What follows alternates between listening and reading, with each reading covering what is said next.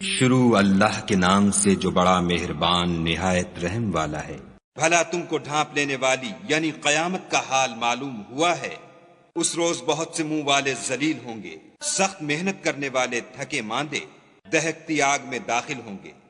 ایک کھولتے ہوئے چشمے کا ان کو پانی پلایا جائے گا، اور خاردار جہاڑ کے سوا ان کے لیے کوئی کھانا نہیں ہوگا جو نہ فربہی لائے نہ بھوک میں کچھ کام آئے۔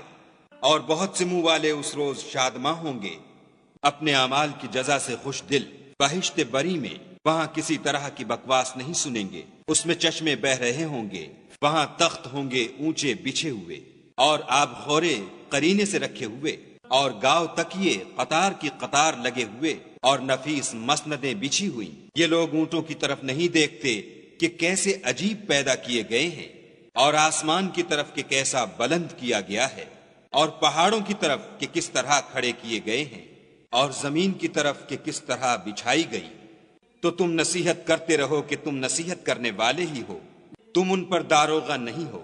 ہاں، جس نے منہ پھیرا اور نہ مانا تو خدا اس کو بڑا عذاب دے گا۔ بے شک ان کو ہمارے پاس لوٹ کر آنا ہے، پھر ہم ہی کو ان سے حساب لینا ہے۔